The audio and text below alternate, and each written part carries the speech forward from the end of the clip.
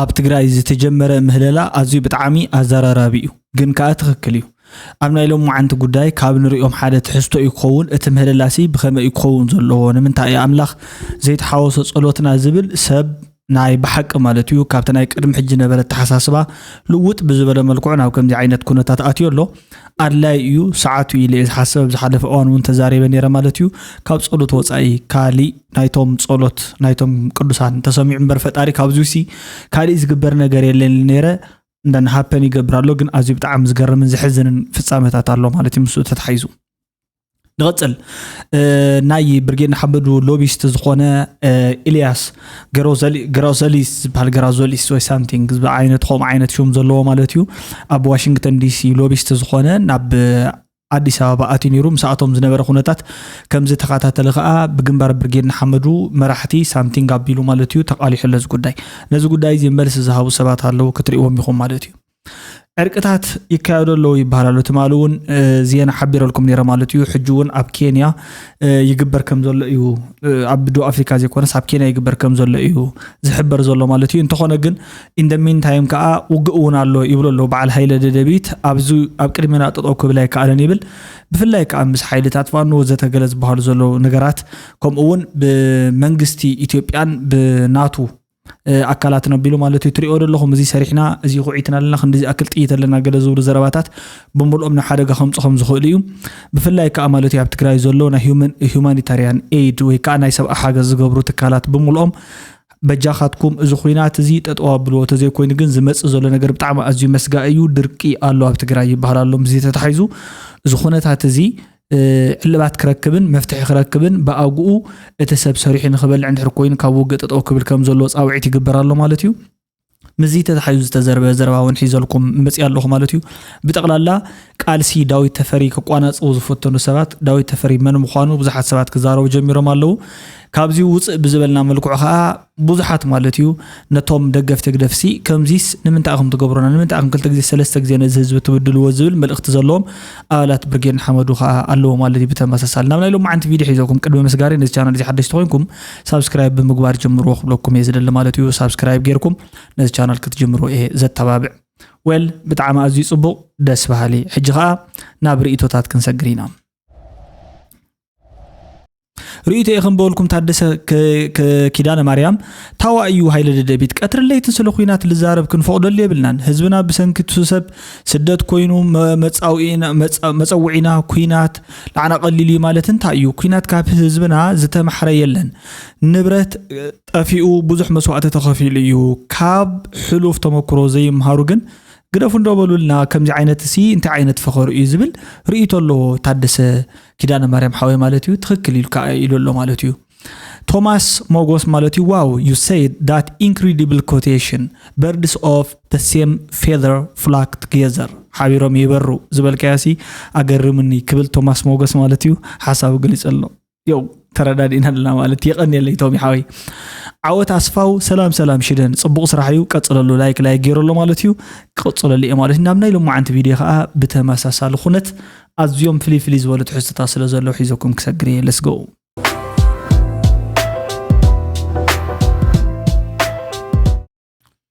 قرم اتقدامي سلام كهبنا نبعتهم يقبلوا نبعتهم تقبلوا نايزهم زمهلو زلو مالتيو كم زي امسو لابوتات هونا لو حدا غزي مهللا مالت مواصو كل صقم كون يخليو إلهم ولدنا نابكم زيم تيملو مرحه هيمانوت حجي تخكلنيا مسرح جميرو مالو مالتيو كاب سب زي ترخبه سلام نحرد اخوينو مو بسب زي تخالت خوينو بفطاري زي قال زبال ነገር የለን እዚያ ታመዋጽኦ ያለይ ግምት አኖም በታር ሓደ ግዜ ማለትዩ እዚ ሲ نوح وان زخده ناي دم فساس يكون ناي درك يكون نتمت ناي بوزح نجر مالتي زي سي كسمعنا له فتاري زبليو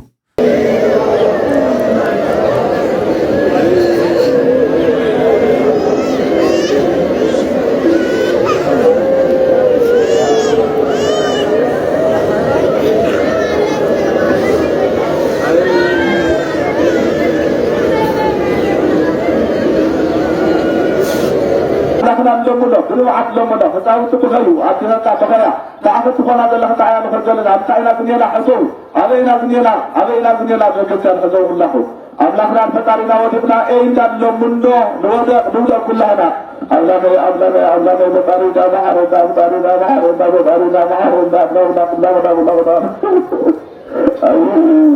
هاي على ما بيانا زمهل لازي ساعته زحلو مهل لايو زي مالت انتاي مالت مسيلكم اتي مسب كفتح زغل بزررب يكون بتغوكس يكون بسامتين قلا ككما كايدو قصليو مالتيو جن كا فتاري قصو اندحر دامل سيلكا زغبركا تتكبر بتعم ازيو كبيد نغريو ابعدنا بزحات نغرات አለው ደም ንጹሃቱን ክፈስስ ብዙሕ እንዲ ተራዩ ማለትዩ እዞም ኩሎም ነገራት ካብዙ ሁሉ ሰብ ካብዙ ሁሉ መከራ ዝወረደ ሰብ መቸስ ሓደ ቅዱስ ይሳአኒ ለአና ይግምትን ማለትዩ ሶ ንሓጣኒ ልዝመፀ መዓት ንጻድቃኒ ልክሞም ንጻድቃኒ ልዝመፀ ምሕረት ድማ ንሓጣኒ ልክሞም እዩ ዝብሃል አባህላ ዘይኮነስ ጽሑፉን ስለዝኾነ ስለዚ ከምዚ ዓይነት ነገር ከዓ ጸሎት ናይ ወለዲ ጸሎት ናይቶም ቅዱሳን ቀደሙውን ማለትዩ ምድሪ ናይ ቅዱሳን ነይሩ ናይ ዝጽልዩ ማለትዩ በሃይማኖቶም ሲ ናይ ዝጽልዩ ናይ ዓበይቲ ሰባት ቦታ ስለዝኾነ ጸሎት ጽቡቕ ነገር እዩ ጸሎት ጌርካ እዩ በቃ ነገራት ሓደ ግዜ ማለትዩ መፍትሕ ክመጽእ ዝኽእል ብፍላይ ንኣብነት ተዋጊእኻ ብዙሓት ሰባት ዘይተረድኦም እንተሃለወ ተዋጊእኻ ክትርሕኖ ትኽእል ተዋጊእኻ ክትርሕኖ ትኽእል ኢኻ ምስ ድርቂ ከመይ ጌርካ ትዋጋ አምላኽ እውን እኮ ማለትዩ ዘራጊት ስድራና ድርቂ ማንታ ደመኛ በሐቅ ዝብል ደርፍና ኢየሱ በረት ዝክሮዶ ማንታ ደመኛ ዝብላ ማንታ ደመኛ ማለት መበል ካልአይ ጸላኢት ኮይና በትሽዑ እዋን ንስኩሉ ተወሲኹሉ ብዝበሃል መልክዑ ዘራጊት ስድራና ድርቂ ማንታ ደመኛ በሐቅ ኢሉ ዝገልጻ ማለትዩ ማንታ ደመኛ ካልአይቱ ኮይና መጽያት ናይ ተፈጥሮሲ ኣብ ልዕሊ ሰብ ንኢስንን ተበልኩ ተቆርሚምኒ ዝበሃል ማለትዩ ሕጂ ናብ ሓደጋ ክትኣትኸለኻ ከምዚ ዓይነት ነገር ነዚ ተዋጊእኻ ይምለስ ተታኺስካ ይምለስ ናይ ተፈጥሮ ነገር እዩ ሰብ ሰሪሕ ንኽበልዕ እዚ ሰላም ኣድላይ እዩ ንብሎ ኩሉ ግዜ ነዚ እዩ ካሊእ ዋላ ሓንቲ ምኽንያት የለን እዚ ሰብ ክሓርስ እታ ዘላቶ ክኹዕት ዋ ናብ ማይ ዘለዎ እውን ክበፅሕ እንድሕር ደኣ ኮይኑሲ ከቢብካ ተኽሲ ጌርካ እዚ ምስ ኩሉ ተፈጥሮ ምናምን ናብ ከምዚ ዓይነት ጸገም ምእታው ብጣዕሚ ኣዝዩ ያስጋዩ ብዙሓት ሰባት ነዚ ጉዳይ እዚ ይዛረቡ ኣለዎ ማለት እዩ ሶሎሜ ዲያታ ይዝብል ብኸምዚ ሰራዊት ተሰሊፍኩም ገለ መጽኹም ንዓለም የላን ይዝብልካ ሕጂ ዓለም ኣብያና ዛ ሓሳዊት ዓለምስ ካብ መሬት ኢትዮጵያ ተበጊሶም RSF ካብ በዓል ላቲን አሜሪካ ዝመጹ ከምኡ ዞም ዕሱባት $2000 $3000 እንዳተኸፍሉ ምስ ሰራዊት ኢትዮጵያ ኮይኖም ነዚ ቦታ እዚ ተቋጻጽሮም ኣሎ ዓለም ኣብያና ዛ ኸዛብ ዓለም ማለት እዩ ሰራዊት መንግስቲ ኤርትራ ኣጽዋር ኣባጻዓቲ ሰዋት ንእቱ ኣብ መሬትና ከምድልያት ግን ኣብቲ ዲቴል ኣቲ ክዛረብ አይደለም ግን ውጹእ ሓሶት ስለዚ ሓሳብ ንሓዋሩን ስርዓት ብልጽግና ክሕከኽ ክትጥፍእ ጥራሕ ዘሎ ክትጠፍእ ጥራሕ ዘሎ ኩላትካ ኤርትራዊ ኩላትካ ትግራዋይ ኩላትካ ኣምሓራ ይኹን ሱዳናዊ ኢድን ጓንትን ኮይና ክንሰርሕ ንክእል ኣለና ይህን ያየ ጠላት መጠንቀቅ አለበት እዚ ካብ ዚን ልዓሊዩ ዘለና እዩ ዝብል ማለት እዩ በተን ይው አየው ማለት ከምዚ ዓይነት ኣነ ዓበይቲ ሰባት ገለ ኮይኖም ሲ ዓበይቲ ኮይኖም ድሕራይ እዚ ትሪኦ ዘለኻ ገለ ከምዚ ዝበለ እዚ ክትኮስ ገለ ክብሉ ከለው ማለት ብጣዕሚ ዘስሐቀኒ ማለት እዩ ማለት ኣነሲ ካብ ሰብስ ናብ ሙላ ዘሰጋግሮም ሓደ ግዜ ማለት they feel like a toy ማለት ኮሚዮም በቃ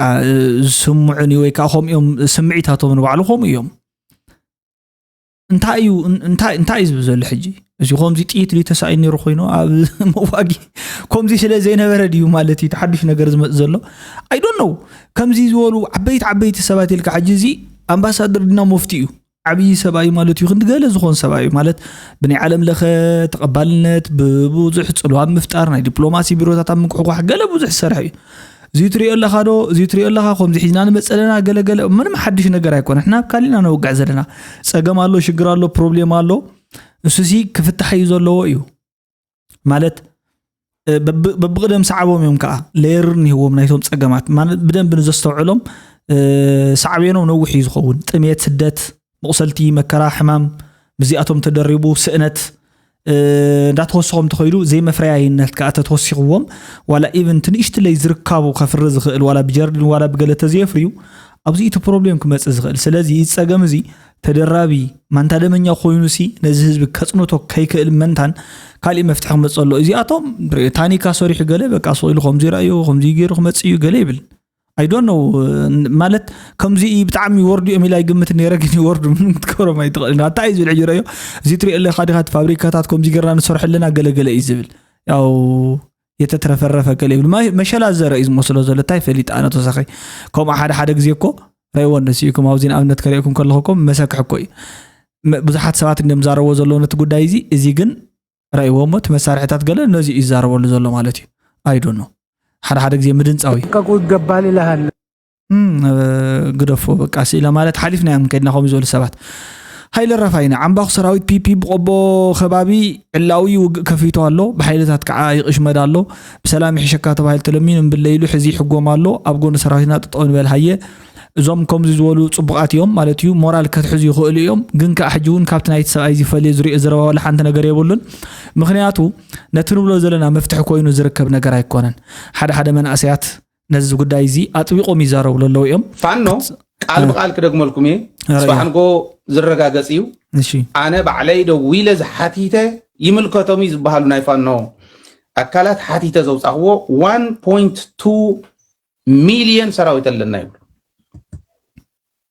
إذا فانو أمرار حنا يفانو بعلم زول وين أنا دويلة أي غيز ولكم زلهم زمنا كاسي بعلو كزارب كله نحن حزي لعل مليون سراويت زلنا هنا قالنا الخزارب سمعهم مدخلنا مالت أنا خمزي زبالة ناي دحرت زبن قالو إلى أنا أيقمتن مالتيو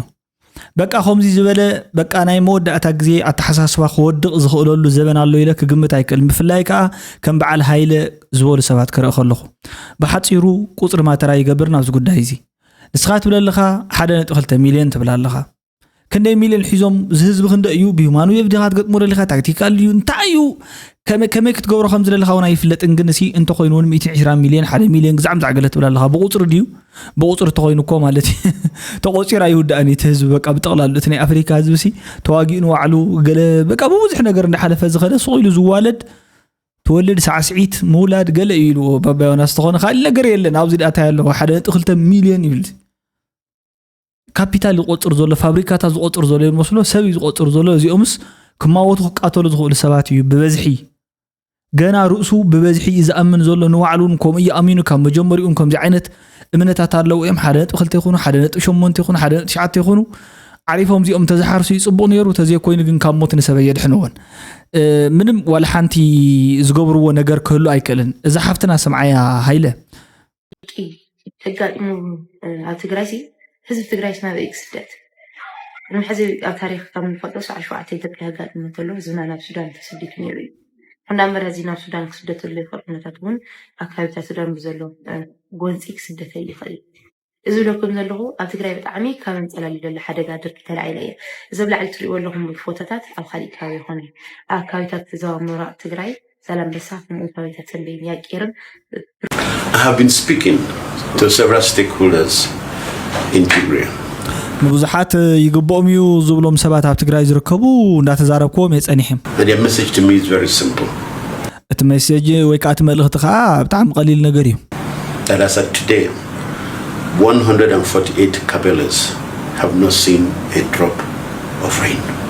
بزحات كبابتات مالتيو بزحات كبابتات زخون يخون نتاب الزناب حرموهم يزركب drop of rain يزول مالتيو نتاب زناب حرموهم يزولهم. We're in the midst of a significant drought with devastating consequences. زي غا عناو زخونة صعبين كله يخليه مالتي زدرك زي مالتي. So to give the people of Tigray the safe space to engage in normal economic activities to return to ندحر أنا بمعلتاوي ناي كنت سنقط أبوي نتفتاتهم كملة سندحر دا أخوينهم سلام يوزر اليوم نظام هزبتات. Normalcy. It's important that political actors begin not by warmongering. توم أب ناي بوليتيكا وحيلتات زتصاتف زلو سبات كوينات ويكا وق بمنفق زي كونسي ويكا بوق نفتحينا زبل صقمهم تيكونه ناب ناي سلام من قدي كموصو صاوعيت يقرب لخو by a collective envisioning of what the future could be for everyone. تي قصالي ويكا مصاي نايزوم هزبتات بزطقم ملكعو ويكا نخلهم بزطقم ملكعو تزنقاسقسو الى قمت ويكا انتاي كخون كم زخل قميتهم حاسيوم نابو انت زخدو نافت ممحياش الى قمت أبزح حزي إرترات بحال حاجر زني حزبي ناي بعلو محترا زنورو كلتا سلسته بعد مجزات إثيوبيا السكا زنقلات حزبيو كاوزي حراوت يلو بقال حراوت يلو إذا بقال حرا زوصو ادم حزبنا حدا على محتت جليس اني رأي زخاني هون حيال يزبل تاطو كبله زخل سلا زي نبر ايو بعوت تدال هزي ارتراس بقال سو يمسيوكو فدرال منግስት ጸላ ህዝብ ትግራይ ይከጥፈል ማለት እዚ ትክክል እዩ بقال سوم يمسيوم كمت تاريخ زوقعو بسرون كافتم አለው ዝበሃሉ حيالات ተቃለስቲ ሓደ እዮም ማለት زيسي حقنا نزارب زلنا لو معنت فاكتيو كافتوم الله زبهالو امني عالم قالستات حيال قالستات زبهالو بفلاي كادباي تواغاتي غل زبهالو حدا اب قدمي زصوع ساورا ارتراي مالتي قالسي حزبي ارتراي بقى زي فيتنام غل زبهالو لو زي اتم حاويسو حدا زي مالتي اتقالسي ناوب زي بصيحلو اتقالسي اذا عدم صيلو تخكلي خا كون نيرو مالتيو زاسواي كاوصيت كمص زخاله بدحري زغصله كايدا غلل حيزوم كيد تساي منم انت يتقالسه نتوم زتقالسو بليعوت فيو كمزي اتوم مباغي نتوم سبات بليعمم زول مصحف زلو ذا شيب ات ذا مين زبال مصحف الله بخمي مصي مسيلكم تزربازيس مجمريا زوم صعدو قدمي ناي اندستريالاويان مجماروم وي كا قدمي اندستري مجمارو اتي كبابتات بيطوط مفراي يفلق ስለዝነበረ ማለት እዩ ጡጥ ዘፍሪሉ ከባቢ ነይሩ ሶነቶም ብዙሓት ሰባት ከዓ ጡጥ መንታን ከፍሪሉ ዲስፕሌስ ገይሮም ኣብ ካሊ ቦታ ማለት እዩ ግርም ኣብኡ እናሃለው ኣብቲ ቦታ ኮይኖም እንዳነበሩ እንተለው ምክንያቱ ዲስፕሌስ ስለተገብሩ ስራሕ ሲኢኖም ገዛ አልቦ ኮይኖም ገለ ንዝርከቡ ሰባት ናይ መዕለማን ገለመለን ዝበሃሉ ኣናእሽለይ ዌቪንግ ኢንዳስትሪ ገለመለ ኮሚታት ማዕለማታት ገለመለ ዝበሃል ነገራት ቴክስታይል ኢንዳስትሪ ምስ ጀመሩ ከዓ ናብቲ ኢንዱስትሪታቶም ማለት እዩ እቶም ብርጅዋ ዝበሃሉ ነቶም ዳኹ ህዝብታት ነቶም ዘፈናቀልዎም ህዝብታት መሊሶም ብሕሳር ጉልበት ቆጽሮም ጀሚሮም ሕዚ ኣፈናቂሎም ምንጡጥ ክዘርኡሉ ድሕራይ ከዓ ገዛ ይብልኩም እንተባሂሎም ከዓ ናምንቲ ኣትዮም ማለት እዩ ብሕሳር ጉልበት ናብ ኢንዱስትሪ ክሰርሑ ኣትዮም ድሕሪ ዝተወሰነ እዋን ከዓ ካብቲ ኮተን ኢንዳስትሪ ናብ ውል ኢንዳስትሪ ዓብዩ ማለት እዩ ማለት ሲ ካብ ፀጉሮ በጊዕ ካብ ገለ ዝንጸ ማለት እዩ ካብኡ ክዳን መስራሕ ምስተጀመረ ቶታሊ እትጥጡን ተገዲፉ ኣባጊዕ ሰፊሮም ለቱ ቦታ ሕይት ጸሓፋይ ታይሉ እቶም ኣባጊዕ ነቶም ሰባት በሊዕሞም ኢሉ ክግልበጥ ከሎ ማለት እዩ ትክክል እዩ እቶም ሰባት ተበሊዕሞም ብምንታይ በቶም ኣባጊዕ ሕጂ ከዓ እንታይ ኮይኑ እቶም ተቃለስቲ በቲ ነተቃልሲ ሒዙ ዝመጸ ተዓዊተ ዝብል ሓይሊ መወዳእቶም ስለዝተበልዑ እምበር ክመጽ ከሎ ፍጹም ሰላም እዮም መምጽኦም ማለት በፍጹም ቃልሲ እዮም መምጽኦም በፍጹም ዓወት እዮም መምጽኦም ማዕዶም ተረኪቦም ዓደሙን ተረከቡሉ ተቃለስተ ስለዝኾኑ ቡርጣዕ ተቃለስተ ስለዝኾኑ ኒ መወዳእቱ ተቃለስና ምንታይ ኣብጽሕተ ተባሂሉ the end justifies the means you the end is collapsed ናብ ጥሜት ናብ ድርቂ ናብ ድሮውት ናብ ካሊ ሽግራት ተዓዲኑ ናብ ዘይወዳእ መከራኻ ሒዝዎም ሓደ ቁልቁለት ተጓዒዙ ማለት እዩ ሶ ናይት ሰብ ጸገም ናይት መራሕ ጸገም በር ናይቶም ህዝብታት ጸገም ካይኮነ ናይዩና ኢና ኩላትና ኸይድና ኩላትና እውን ላ ጦርነት ኣቲና ማለት እዩ ህዝብና እውን ላዓልና ይእና ግን ህዝብ ትግራይ ከሓትት ከሎ ከሓትት ዘለዎ እንታይ ጌርና ኢና ጸላኢና ኮይኑ ካብ ኣምሓራ ብምንታይ ንፍለን ንሕና ካብ ኦሮሞ ካብ ሶማሌ ካብ ዓፋር ካብ 12 ክልላት ብዝተፈለየ ህዝብ ትግራይ ብምንታይ እዩ ልጽላ ዝብል መንእሰይ ወለደ ከሓትት ኣለዎ ንምንታይ ኢና ንጽላ ንምንታይ ከጥፈና الشل ህዝብ ትግራይ አጥፊኡ እንታይ ይጥቅም ክረክብ እዚኣ መጽናዕቲና ክንገብረላ ንምንታይ ኢና ንጽላ ዝብል ሕቶ ይሞጽዩ ጽቡቕ ሕቶ ይኮ ንምንታይ ኢና ንጽላ ንሕናሲ ከም ህዝብታት ንምንታይ ኢና ንጽላ ክንጽላ ዝኸኣልናሎ ምክንያት ሲ ንምንታይ እዩ I don't know ይመስለና ኣነ እቲ ናይ መጀመርያ ዝነበረ ሓደ ሓያል ብተፈጥሮ ይጽላዩ ሓያል ብተፈጥሮ ይጽላዩ ንምንታይ ይጽላ መስልኩም እቶም ሓያላት ዘይኮኑ ካልኦት ኣካላት ዋላ እንስሳት ዝርአ ባህሪ ምክንያቱ እቲ ሓያል بعقم ولا اتي تفطرو التفطرو وهبته ولا كفتاري وهبو كاب صعرو يركبو ولا خمزلو خوينو اتوم دخومات زخونو كلهم تاكيون كسعرو سلا زي كلو حدا يقونو ليهم يصلو ويم ازيكو صلات كاب قناعتي زمص ካብ ከምዚ ዝመፀ ነገር ከም ዘሎ ኣነ ፈልጥ እየ ማለት እዩ ምክንያቱ ገለተ ገወርካዮም ሰባት እዚ ክፃረፉ ትሰምዖም ኢኻ ቶም ከባቢ ንሶም ክብሉስ ትሰምዖም ኢኻ ማለት እዩ እዚ ሕጂ ካብ ከም ዝመፀ ይፈልጦኒ ሶ ኢሉ በቃ ምፅላእ ክኾን ይኽእል እዩ ካልኣይ ከዓ እቲ ሰብ በዓሉ እቲ ሓያል ዘወልኮ ሰብ ወይ ከዓ እቲ ሃብታም ዘወልኮ ወይ ከዓ እቲ ምኩሕ ዝተባሃለ እቲ ምልኩዕ ገለ ትምክሕቲ መብዛሕትኡ ግዜ ነቶም ከምኡ ዘይኮኑ ሰባት እንተብዝሒሎም ማለት ንስኹም ኣይኮንኩምን ኣነ እየ እንዳበለ ብዙሕ ግዜ ይነግሮም እንተኮይኑ ከዓ ይፀልዎ እዮም ተመሳሳሊ እሱ ካብዚ እውን ኣይወፅን ስለዚ ካብ ክልቲኡ ነገር ሓደ ክኸውን እዩ ወይ ቀኒኦም የምፀልኡና ወይ ከዓ ንሕና ኣብዝሒና ኢና ማለት ኣብዝሒና ያ ክበሃል ከሎሲ ዋጋና ፈሊጥና ማዕረመን ምዃና ፈሊጥና ኣበርክቶናን ኣስተዋፅኦናን ፈሊጥና ምዞም ህዝብታት ክንነብር ከለና ብምንታይ ደረጃ ኢና ርክብና ብምንታይ ደረጃ እዩ ህላወና ኢልናስ ስለዚ የገመትና ኢለ ይግምት መስለኒ እዩ መንግስቲ ኤርትራ ግን ኩሉ ተዓቕም ሰራዊቱስ ናብ ልምዓት እትይዎ ኤርትራ ሲንጋፖር ናይ ምግባር ሕልሚ ስለ ዝነበሮም ነዚ ሕልሚ እዚ ከዓ ንሕና ክንዕንቅፎ ስለ ዝነበረና እምበር ምእንቲ ባድመ ይኮንናን ተዋጊእና ባድመ ሓሶት እዩ ኢሉ ኣረጋጊፅዎ እዩ ስለዚ ኣነ ወላ ሓንቲ ሓጢኣት የብለይን ገብሩ ኣስራት ንሕና ንባድመ ይኮንናን ወጊእና እዮም እንታይ ደኣ ከይምዕብሉ ከይስልጥኑ ብኢኮኖሚ ከይዓብዩ ህዝቦም ከይቅልቡ ከተማታቶም ዓዶም ቁጠብኦም ሲንጋፖር ከይገብርዎስ ወይ ብሓንሳብ ንለምዕ ወይ ብሓንሳብ ንጠፊእ እና ኩናት ወልዕና ባድመ ይትበሉ ባድመ ሓሶት እዩ ኢሉ እዚ ጭው ዝበለ ፀማም ሓሶት እዩ ዝሕሱ ዘሎ ወዲ ጣባባይ ዘወይ ማለት መእተው ዘይብሉ ወቂዕካየ ከምዚ ኩዕሶ ሜሲ ቀደም ብመንእሰይነቱ ክወቃዕ ከሎ ናብቲ ስታድየም ሓሊፋሲ እቲ መረብ ብምሉእ ብልዕሊ ሓሊፋስ ናፍቶም ኦዲየንስ ወይ ከዓ ናፍቶም ተዓዘብቲ ትኸድ ነበረት ከምኡ ዓይነት ሓሶት ኢልኩም ክትወስድዎ ትኽእሉ ኢኹም ዝናይ ወዲ ጣባ ሓሶት እዚ ንምንታይ ንሕርዳ ኢልኩም በዓሉ ፕሬዚዳንት ኢሳያስ ማለት እዩ ብመሬት ባድመ ውግእ ይገበርናን ኢሉ ማለቶም ካልኦት ሰባት ብኸም ኢሎም ብኸም ዋላ እንተይኮነ ገይሮም ንሕርዳ ኮይኖም እሞንሱ ብመሬት ባድመ ንሕርዳ ገይሩ ሓሲብዎ ተነይሩ ኖ ንሕና ብኸምዚ ኢና ተዋጊእና ነርና ንሳቶም ግን ከምዚ ይኮኑ ይክብል ነይሩ ስለዚ እቲ ሓሶት ኮይና ተረኺባ ማለት እዩ በቲ መሬት ኣይተዋጋእናን ኢሉ ሶ ካሊእ ዋጊእዎም ነር ሓቀ ኢሎ ካሊእ ዋጊእዎም ንምንታይ እዮም ብካሊእ ዋጊእዎም ንሕርዳ ተባሂሉ መጀመርያ ግዜ ሕልምታት ፕሬዚዳንት ኢሳያስ እዮም ከምዚ ገይሮም ዋጊኦም እንታይ እዩ ናቱ ሕልሚ ፕሬዚዳንት ናይ ኢትዮጵያ ናይ ምዃን ሕልሚ ኤርትራ ተፀቦ እትንእሶ እንቋቑሖ መሲላ ትረኣዮ ሰብኣይ ስለ ዝኾነ እዩ ብዙሓት ሰባት ኣይኣምንዎን እዮም ግን ክሳብ ሕጂ ሕልምታቱን ባህግታቱን ይረኣዩ እዮም ማለት እዩ ዝኾነ ኣብዚ እንታይ ዝበሃል ጀዲድ ነገር ተኸዲኑ ካብ ኣብዚ ዝኾነ ነገር ጠምጢሙ በትሪ ሒዙ ገለ ንጉሰ ነገስት ቀዳማዊ ወእጨጌ ኣይኮነን ስዩመ እግዚኣብሔር ገለ ተባሂሉ ቅፅል እዩ ዝደሊ ነይሩ ማለት እዩ በቲ ትውልዱ ሶት ትውልዲ ሃፀይ ሃይለስላሴ እውን ማለት እዩ ኣነ ወዲ ተንቤን ተወላዲ እየ ኢሎም ተኻሲሶም ረቲዖም ንስኻ ኣብ ተንቤን ይውለድ ምዃኑ ነጊረኩም እየ ማለት እዩ ኣዲኡ ካብ ናይ ሃፀይ ዮሃንስ ዘርኢ ትውለድ ማለት እዩ ሃፀይ ሃይለስላሴ እውን ከይዶም ኣርኪቦም ካብኡ ከም ዝውለድ ይፍለጥ እዩ ሰው ይውለድ እዩ ታስርወ መንግስትነት ታ ሶሎሞኒክ ዳይናስቲ ትብል ሓሳብ ኣላቶ ሕጂ ንምንታይ ብኸመይ ጌርካ ፈሊጥከያ እንድሕር ኢልኩም 3 ሰዓት ብዛዕባ ኢትዮጵያ ውግዑ 30 ደቂቃ ብዛዕባ ኤርትራ ይዛረብ ሰብኣይ ማለት እዩ ሶ ካብዚ እንታይ ኣነ ዝግንዘብ ንዓዱ ክሳብ ክንድዚ ዝኣክል ሰፋሕ መሲላ ተረኣዮን ኣብኡ ዝርከቡ ህዝብታት ብምልኦም ኢንጌጅ ገይረ ናብ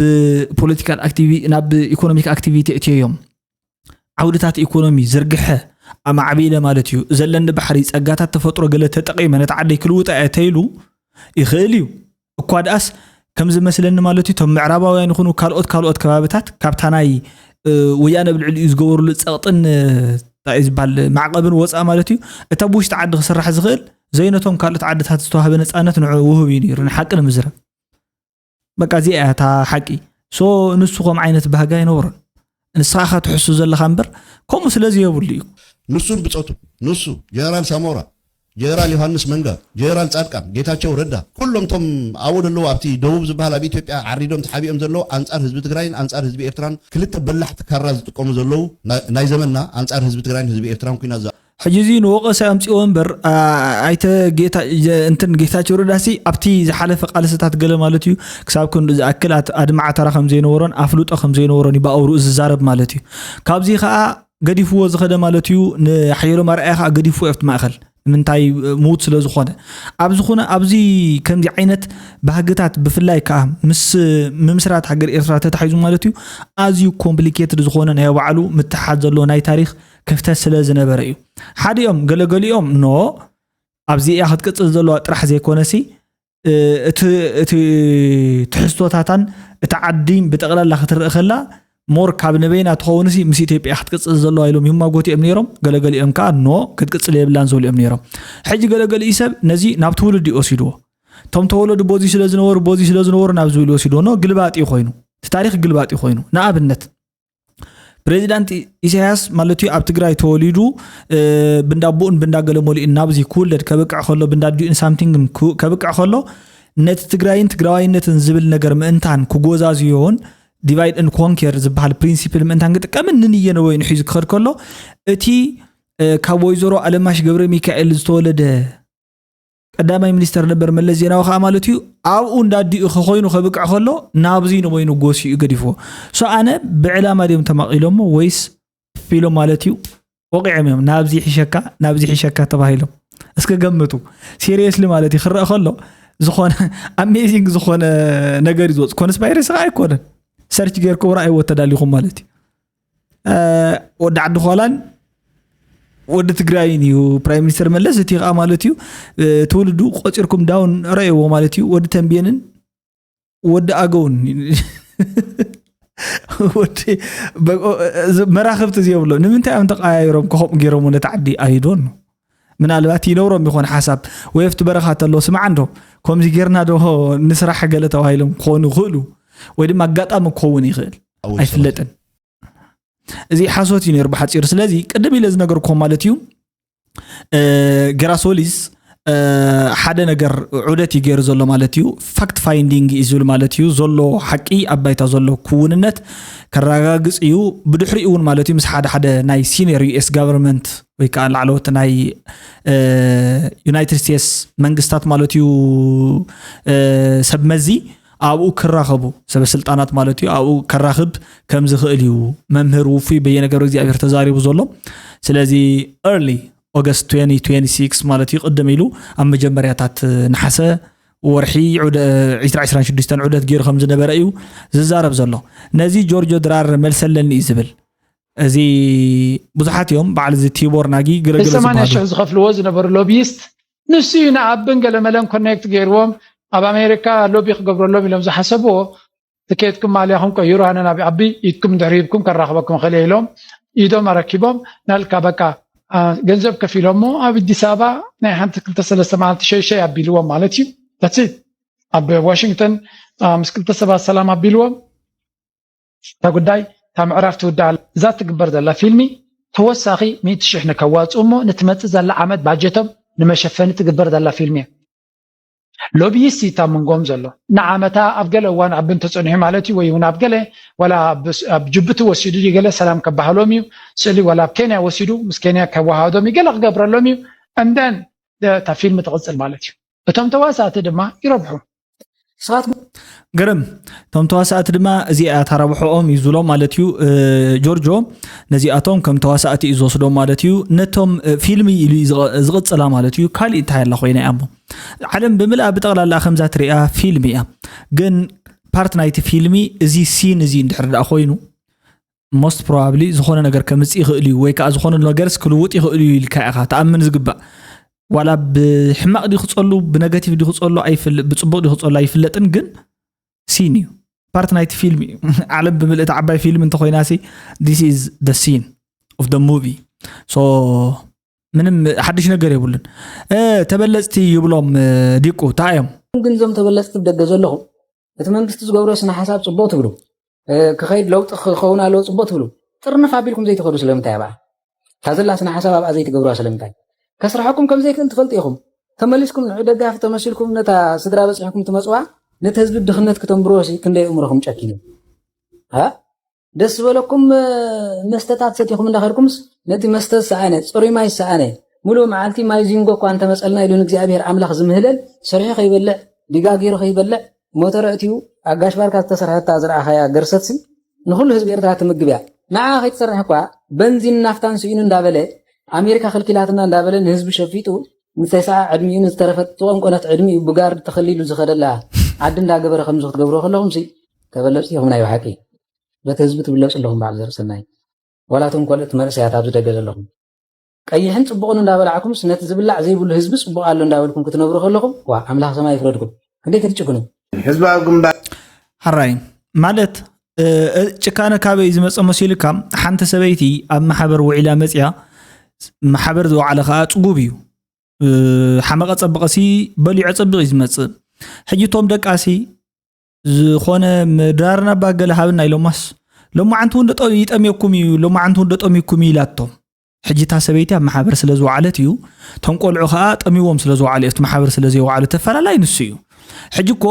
እቲ ስነ ሞገት እንታይ ኮይኑ ዘሎ እቶም ዝበልዑ በሊዖም ኣለዉ እቶም ዘይበልዓና ከዓ ኣይበልዓናን ኣለና ኣነ እኳ እግዚኣብሔር ይመስገን ኣይበልዓኹም ክብል ከለኹሲ ክብፅሕኒ ከም ዝኽእል እዩ እምበር ኣይበልዕን ዘለኹ ኢለ ኣነ ምስቶም ብጣዕሚ ኣዝዮም ዝጠምዩ ዘሎ ኣይኮንኩን ከወዳደር ደሊ ዓርሰይ ግን ብጠቕላላ ክትሪኦ ከለኻ ናይቲ ህዝቢ ክፋል መብዛሕትኡ ናይቲ ማሕበረሰብካ ክፋል በሊዑ ሓድር ኣሎ ዶ ይሸተሎ ዶ ኢልካ ምዝራብን ምዚ ንእሽትለይ እንተገደደ ማለት እዩ ኣበርክቶኻ ምግባርን እዚኣ እታ ህያው ተዘካሪ ተባሂላ ክትድረፈላ ዘለዋ ታሪክ ኢለ ዝግምት ካብዚ ንላዕሊ ወፃኢ ተዝከረሉ ነገር የለን በቃ ማለት ተወሊዱ ሞተ ኩሉ ሰብ ክበፅሖ እዩ ግን ተወሊዱ ዝኾነ ነገር ሰሪሑ ሞተ ስም ልዕሊ መቃብር ስለ ዝኾነ ዝተወሰነ ነገር ክተርፍ ይኽእል ኢለ ይግምት ካብ ስብሒ ስም ይሸትት ኢሎም ወለድና ስለ ዝመሰሉ ማለት እዩ ሶ ዝኾነ ነገር ክንገብር እንድሕር ዳኣ ኮይና ከዓ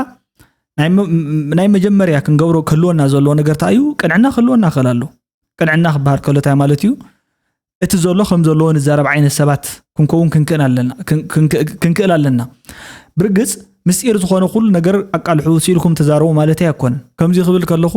ክትዛረቦ ዝግባእ ድምፂ ክትኮኖ ዝግባእሲ ንኣብነት ኣብ ውሽጢ ገዛ ጠሚዋ ንዘሎ ዴኻ እንዳጠመያ እንዳሞተት እንድሕርላ ኮይናሲ ኖ ጥሜት የለን ብምባል ነታ ዴኻ ካብ ሞት ክተድሕና ይትኽእልን ኢኻ ጥሜት ኣሎ እዩ ሓግዙዋ ኢልካ ኢኻ ክተድሕና ትኽእል ንሱ እዩ ትክክለኛ ቅንዕና ዝበሃል እምበሪ ንሳ ከይዋረድ ኣነ ኢልካ ስለ ተሸፈንካዮ ዝመፅእ ለውጥ ኣሎ ኢለ ኣነ ይግምትን ብርግፅ ውርደትን ሞትን ይፈላለዩ እዮም ትዋረድ ብሂወት እንተሊኻ እዩ ተሞይትካ ግን ናይ መወዳእታ ከይዲ ስለ ዝኾነ ማለት እዩ ብድሕሪ ውርደትን ክብረትን የለን ድሕሪ ሞት ወላ ሓንቲ ናይ ሂወት ዝኾነ ይኹን ዓይነት ትራንዛክሽን የለን ውድብ ኣይኮነን ህዝባዊ ግንባር ስልጣነ እዩ ስለምንታይ ንብዙሓት ውድባት ቂንጠ ሚንጢ ስቂለን 5-6 ዝነበራ ጠርኒ ፈስረ ዘዕጥቕ እዩ ስልጣነ እዩ ንግስነት ኣክሱም ንግስነት ኣገው ንግስነት ኣድሊስ ንግስነት ገለ ዝብል ንግስነት ህዝባዊ ግንባር ተባሂሉ ክፅሓፍ ኣለዎ ስልጣነ እዩ 89 ውድብ ነይሩ ካብ እንድሕር መንግስቲ ኮይኑ ሃገር ኣትዩ ሃገር ወኒኑ ስልጣነ ኮይኑ ብዙሓት ከባቢታት እንዳሰልጠነ እዩ ዝመፅእ ብዙሓት ከባቢታት እንዳኣረመ እናኣከበ ንሰላም ተኸባቢ እናሰርሐ ገለ እንዳገበረ እንታይ ዝበሃል መርዓሲ ትረፍክን ዓዲ ሕገያ ዝበሃል ነይሩ ቀደም በቃ ዓዲ ምሕጋይሲ ተዘይ ተመርዓ ሓዋላት ጽቡቕ እዩ ተኸምዚ ትብሎ ዘለኻ ናብ ስልጣነ ዘሎ ገጹ ግደፎ እቶም ቂንጣሚንጢ ዝኾኑ ነገራት ወዲቡ ኣምፂዎም ገለ ግደፎ እታም ኣብቲ ዓዲ ዘሎ ህዝብታት ሲ ክውድዎም ኣይከኣልን ብዛዕባ ዝኾነ እንታይ ዓዲ ኢኻ ተወግዕ ዘለኻ ማለት ሕጂ ንኣብነት ብዛዕባ እንታይ ኢኻ ተወግዕ ንኣብነት ኣብ ትግራይ ዘሎ መሪሕነት ሲ ወዲቡ ሕጅስ ናብ ስራሕ ኣእትይዎም ኢለ ኣነ እንተተዛሪበ እንታይ ዝብል ዘለኹ ማለት እዩ እቶም ዝጠመዩ የለውን ይሕስዮ ዘለኹ ሓደ እቶም ዝተሰደዱ የለውን ይሕስዮ ዘለኹ ክልተ ውግእ ዝበሃል የለን ሰላም እዩ ዘሎ መድሓኒት ኩሉ ኣሎ ቀረበሎ ይሕስዮ ዘለኹ ሰለስተ ሶ እዚ ብሙሉ ትሕስዮ ኢኻ ዘለኻ እኮ ዘርእሰናይ ማለት እንታይ ኢኻ ትብል ዘለኻ I don't know ክንደይ ሰባት ይኹም ክትፈርድሎም ማለት ክንደይ ትኾይና ኣና ክንፈርደሎም እስኪ ኣነ ባዕለ ኢንክሉድ ገብር እሞ ነቶም ካልኦት ኣይጠመየኩምን ንዝጠመየ ሰብ ኣይጠመየካን ንዝደክ ዘሎ ሰብ ተመዕብል ኢኹም ዘለኹም ከም እናበልካሲ ክሳብ መዓዝ እዩ ክሳብ መዓዝ ኣንቱም ትውልድ ደፍዖት ክሳብ መዓዝ ኢኹም ድሓስኹም ክትነብሩ እዩ ዝብለፍት መፅሓፍ ማለት ክሳብ መዓዝ ኢኹም ትሕሱ በቃ ኣለዉ ዝኾኑ ዝሕስ ክሳብ መዓዝ ኢኻ በቃ ከም ኣፍዖት እንታይ ዝገብር ክፉ እዩ መርዙ ቀዲሙ ይረጭ ማለት እዩ ቀዲሙ ሲ ኡፍ ይብለልካ ኣፍዖት ካልእ ነገር የብሉን መቸስ ኣዝዩ ሰነፍ ካብ ዝኾነን ምጉያይ ካብ ዘይኽእል ንሓደ ግን ኣብኡ ኮይኑ ግን ፉፍ ምባሉ ኣይገድፍን ሕጂ ደቀ ፍዑት ኢሉ ይገልጾም ጎይታ ኢየሱስ ሲ ከምዚ እናበለት ነዞም ዝሕሱ ማለት እዩ ንምንታይ ዶም ዝሕሱ ቶም ዝሕሱ ዝነበሩ ሽዑን እኮ ዝሕሱ ከምዚ የለን ሓደ እግሩ ዝተቆረፀ ወይ ምትሳእ ዘይኽእል እንተነይሩሲ ከድሕኖ እዩ እንተይልዎምስ ኖ ሰንበት ኢሎም ማዓንቲ ክትድሕኖ የብልካን ይብልዎ ማለት እዚኦም እንታይ እዮም መጋረጃ እዮም يشوفونها مالت كي تدحن كويا تدحن حي تاي صقم نيرو سنبت انت سنبت نس وعلى سنبت زفت راسي نعو زي صقموس نساتهم صقيمو حجي حدا غزي كمزي عينت سب ترك نسو وعلى يتصقمن ግን ነቲ ተጸገሞሲ ከይርወስ ጠንኪሩ ይሰርሕ እዚ ኔጌቲቭ እዩ ክርህዎም ድሕር ኮይኑ ጠንኪርካ ክትሰርሕ ዝግባእካ ነገር ንሳቶም ንኽርህዎም እዩ በቃ ንኸይርህዎም ንሳቶም ሰላም ንኸይመጽእ ጠንኪርካ ምስራሕ ተጸራሪ ናይቲ ኣካይዳ እዩ ኣብዚ ኣለካ እዚ በቃ ትሪ ኣለኻ ተኸተማ ንባዕሉ ይርአ እኮ እዩ ታይና ክንውግዑ ማለት ቅድም ሕጂ ከምዚ ነይሩ ማዕቀባት ገለ መጽዮም ፈልጥ معقب حجيس أتصبق أن فلوت كوس لازم أخو سعبين كم زلون نتعدن دحر كم زرم مسات كفتم زرم مسوان نقرات حدا مخانو فلتي بأورو جن كينوت معقب تساويت أيسر دم حيت كو إذا سلت النيرو دم حيت مالت سئلهم سبقت له زخده جلا زخده قوم بوت شو عتز بهالنيرو إذا زبار له سئلهم ده حسوز نورو نعاتم يسلتن حجيز كله جنزب نزياتهم كابز سلتن لهم ديجا ما يتزقعتلو نداري تزغزو له زخونه ነገር ተዝግበሩ ላይ ማሐሸ ነይሩ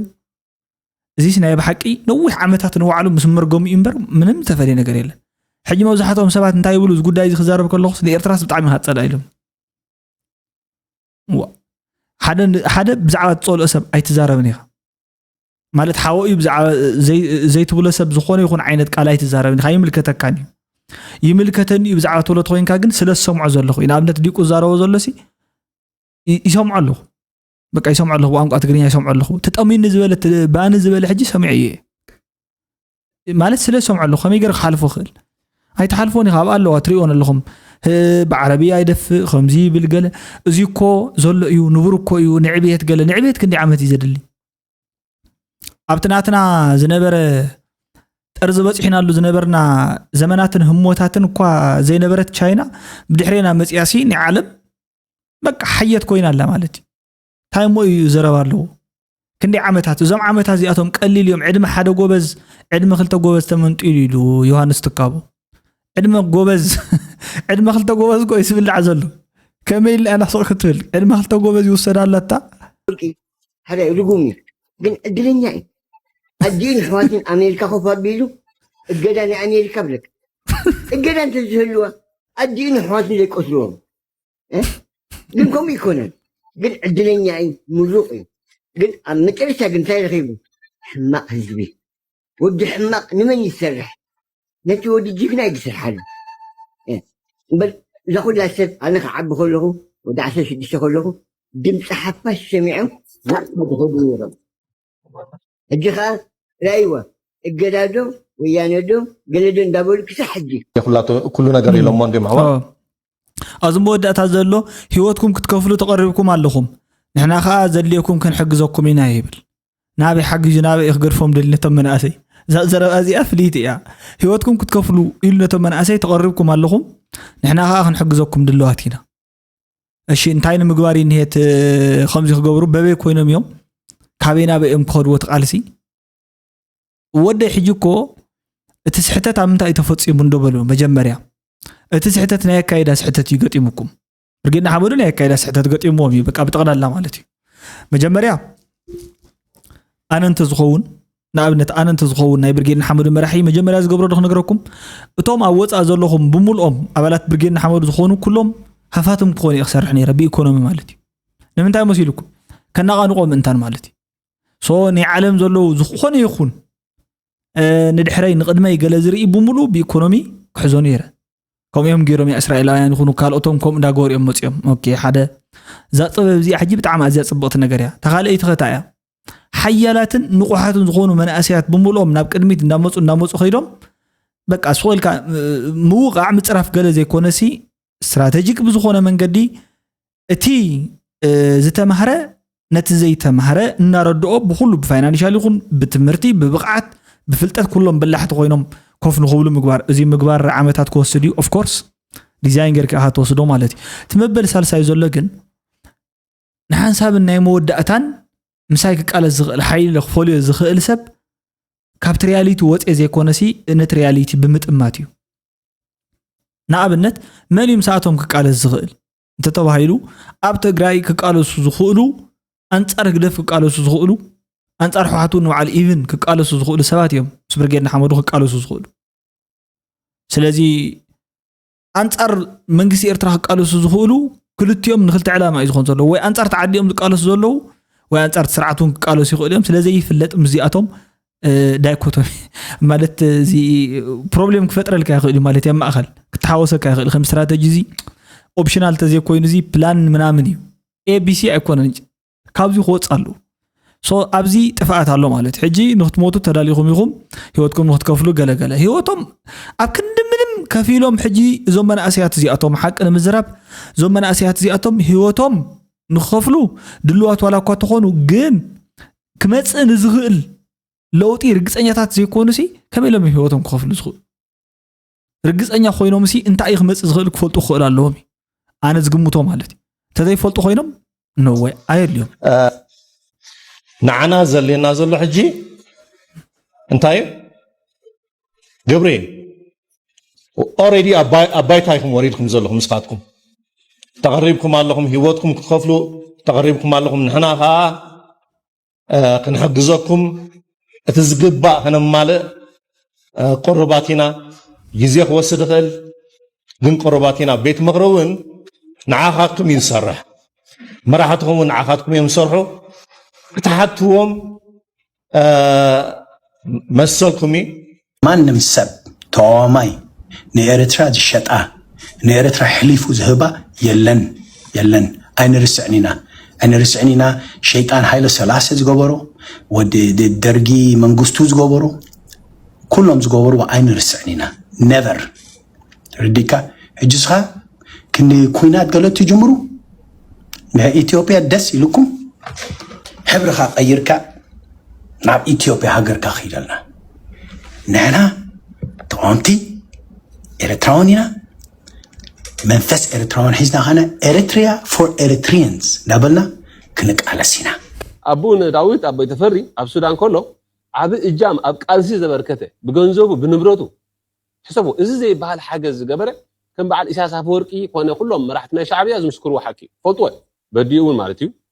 እንተፈሪ ኣብ ሓጉኡ ንራእስ ተሰማስመሮም ሓዎም ምዃኖም እዩ ዝፍለጥ ኣዲኻ ከምቲ ዝበልዋ ካብ ኣክሱም ትግራዊት እያ ዳዊት ማለት ሕጂ ካብ ናራእስ ተሰማይ ናራእስ ተሰማ ማለት ካብቶም ኤርትራ ንኤርትራውያን ዝብሉ ኣብ 1947 ኣብ ዓዲ ቀይሕ ፓርቲ ዝመስረቱ ቦ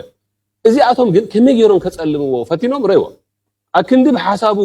ቻለንጅ ክገብርዎ ዝፍትኑ ዘይታሪኹ ብምሽካም በቃ እዚ ሲ ንኤርትራ ይኮነን ዝቃለስ እዚ ሲ ኤርትራዊ ይኮነን በቃ እዚ ሲ ኣምሓራይ እንዲ ተፈሪ ዝብል በቃ ከምዚ ምስ ኣምሓራይ ከተሓዝዎ ብሽምን ብገለን ማለት ሕጂ እዚ ናይ ውፉይ ዝኸዶ ዘሎ ኸይዲ ማለት ከመይ ጌርካ ነቲ መንግስቲ ብልፅግና ወይ መንግስቲ ኢትዮጵያ ዝሕጉስ ዘረባታት ዛረብ ገለ ዳ እምበር ካልእ ንህዝቢ ኤርትራ ዘረብሕ እውን ኣይኮነን እቲ ዝበሃል ዘለኮ ማለት ህዝቢ ኢትዮጵያ ቁኑዕ ኣይኮነ ወላ ብሕጊ እኮ ቁኑዕ ዘይኮነ ዝብሎ ዘሎ ማለት ንዓንቲ ልኡላዊት ሃገር ዘላሲ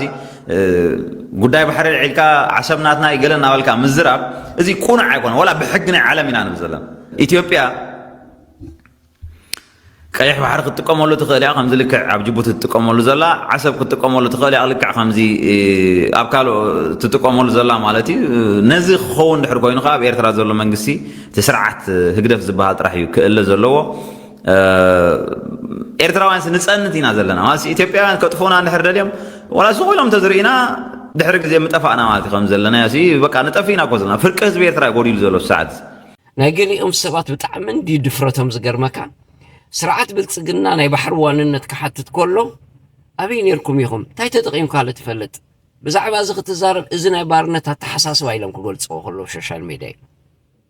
እታ መሰረታዊ ድቂ መሰል ህዝቢ ኤርትራ መሬቱን ላዕላውነቱን ንዓይ ዋጋ ከፊሉ ንዓይ ተቃሊሱ እዚ ደንበ ተቃውሞ እውን ዝቃለስ ዘሎ ስርዓታዊ ለውጢ ንምምፃእ እምበር መሬትን ባሕርን ሕሊፉ ክህብ ሉዓላውነት ማለት ባንታይ ማለት እዩ እስኪ ማለት ሉዓላውነት ማለት ስኒ ሓንቲ ዓዲ ነፃነት ማለት እዩ ካብ ዝኾነ ይኹን ናይ ኢኮኖሚ ናይ መንግስታዊ ናይ ስርዓት ንምቕያር ገለ ዝግበር ተፅዕኖ ወይ ከዓ ፅዕንቶ ነፃ ዝወፀት ኢንተርፌረንስ ዝበሃል ነገር ዘየጥቅዓ ነፃ ዝወፀት ነፃ ክበሃል ከሎሲ ንሳ እውን እቲ ሕጊ ክቢራ ትኸይድ ምስተን ናይ ካልኦት ዓድታት ሕጊ ተመሳሲላ እንተዛሚዳ እንትኸይድ ኣብኣኻ ዝኾነ ይኹን ዓይነት ፅዕንቶ ዘይመፃ ማለት እዩ ሉዓላዊ ማለት ስለዚ ሉዓላውነት ብኸመይ ክግለፅ ዘለዎ